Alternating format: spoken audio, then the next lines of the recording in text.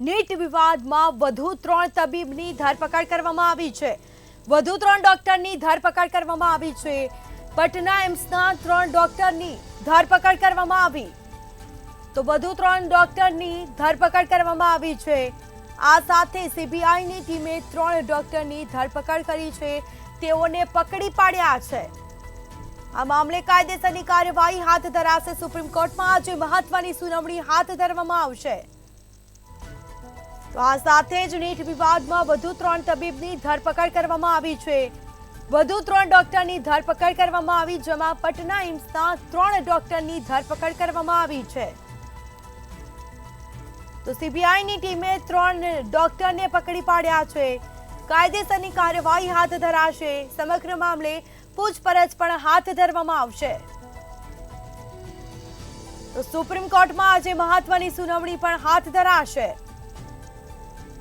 તો વધુ વિગતો સાથે સંવાદદાતા અનિતા પરમાર ન્યૂઝરૂમથી લાઈવ જોડાઈ ગયા છે। જી, નીટ વિવાદમાં વધુ 3 તબીબની ધરપકડ કરવામાં આવી છે। એક બાદ એક નવા ખુલાસા થઈ રહ્યા છે। શું છે સમગ્ર મામલો? જી સ્મિતા, જો વાત કરવામાં આવે તો નીટ અને યુજીનું જે પેપર લીક વિવાદ છે તેની આપણે વાત કરવામાં આવે તો 5 મેના રોજ આ રાજ્યની અંદર આ પરીક્ષા યોજાઈ હતી। આખા દેશભરમાં જો વાત કરવામાં આવે તો 23 લાખથી પણ વધારે વિદ્યાર્થીઓ જે છે તેમણે આ પરીક્ષા આપી હતી અને ગુજરાતમાં 80,000થી પણ વધારે વિદ્યાર્થીઓએ આ પરીક્ષા આપી હતી। ત્યારે આ પરીક્ષાનું પેપર લીક થયાની એક વાત સામે આવી હતી, જેમાં વાત કરવામાં આવે તો સુપ્રીમ કોર્ટની અંદર 40થી પણ વધારે અરજીઓ જે છે તે મળી હતી અને આ અરજીઓ ઉપર આજે સુનાવણી થવાની છે। પરંતુ એક મહત્વપૂર્ણ વાત જો કરવામાં આવે તો 3 જેટલા તબીબ ડોક્ટરોની ધરપકડ કરવામાં આવી છે, જેમાં પટનાના એમ્સના 3 જે ડોક્ટરો જે છે તેમની ધરપકડ કરવામાં આવી છે અને સીબીઆઈની ટીમે આ ત્રણેયને ઝડપી પાડ્યા છે। અને હવે જો વાત કરવામાં આવે તો આજે સુપ્રીમ કોર્ટમાં આ મુદ્દે સુનાવણી થવાની છે। જો વાત કરવામાં આવે તો સુપ્રીમ કોર્ટને અત્યાર સુધીમાં અનેક અરજીઓ મળી હતી, જેમાં જો વાત કરવામાં આવે તો 40 અલગ અલગ અરજીઓ ઉપર આજે ખાસ સુપ્રીમ કોર્ટની અંદર સુનાવણી થવાની છે। ત્યારે જો વાત કરવામાં આવે તો નવો એક ખુલાસો એ આવ્યો છે કે 3 જેટલા ડોક્ટરોની ધરપકડ કરવામાં આવી છે અને પટના એમ્સ ના જે ડોક્ટરો જે છે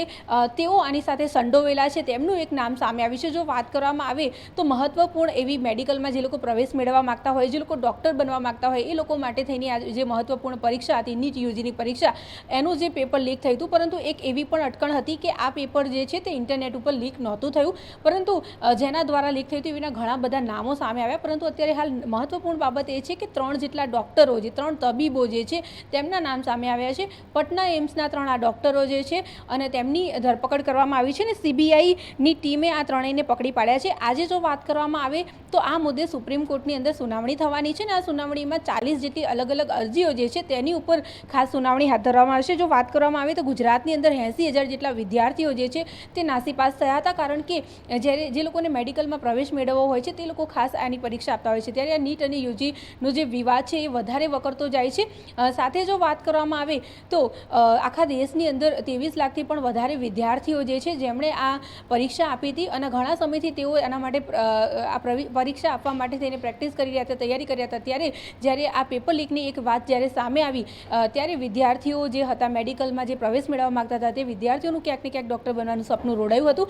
સાથે વાત કરવામાં આવે તો ગ્રેસિંગ વિવાદ પણ સામે આવ્યો છે, જેમાં ઘણા વિદ્યાર્થીઓને ગ્રેસિંગ માર્ક્સ આપવામાં આવ્યા છે। તેના કારણે થઈને પણ ઘણા વિદ્યાર્થીઓએ એવી અરજી કરી હતી, ઘણા ડૉક્ટરોએ એવી અરજી કરી હતી કે આ મુદ્દે ખાસ જે છે તે સુપ્રીમ કોર્ટમાં સુનાવણી થવી જોઈએ, કારણ કે જે વિદ્યાર્થીઓ મહેનત કરી છે, જે લોકો આખા વર્ષ દરમિયાન મહેનત કરતા હોય છે, જે લોકો ડૉક્ટર બનવા માગતા હોય છે, તેવા વિદ્યાર્થીઓને ક્યાંક ને ક્યાંક અન્યાય થયો હોય એવી પણ એક વાત સામે આવી હતી। ત્યારે આજે એ જોવાનું રહેશે કે સુપ્રીમ કોર્ટ આ મુદ્દે કયા પ્રકારની સુનાવણી કરે છે અને આગળ હવે શું થાય છે। જી જી અનિતા, કહી શકાય કે વિદ્યાર્થીઓ ઘણા સમયથી મહેનત કરતા હોય છે અને જ્યારે આવા કૌભાંડ થાય છે, આવા તબીબીઓના કારણે પેપર ફૂટે છે અને આખરે તેઓની ધરપકડ કરવામાં આવી છે અને આજે સુનાવણી પણ હાથ ધરાશે।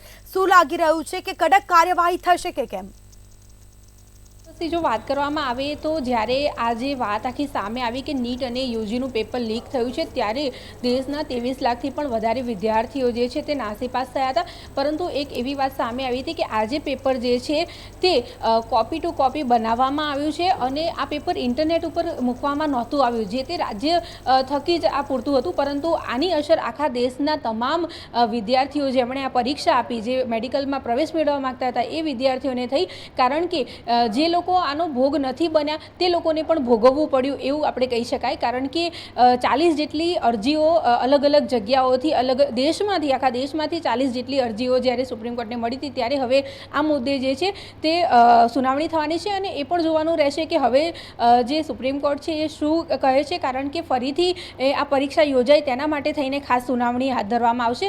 અને આ 40 જેટલી અરજીઓમાં ઘણા બધા લોકોએ એવું પણ જણાવ્યું છે કે આ જે પેપર લીક થયું છે એ અનેક રાજ્યમાં પહોંચ્યું હતું, જ્યારે ઘણી બધી એવી પણ અરજીઓ મળી હતી સુપ્રીમ કોર્ટને કે આજે પરીક્ષા જે છે એને ફરીથી યોજાવી જોઈએ, કારણ કે ઘણા બધા વિદ્યાર્થીઓ જે છે તેમની સાથે અન્યાય થશે. જી બિલકુલથી તમામ જાણકારી આપવા બદલ આપનો આભાર.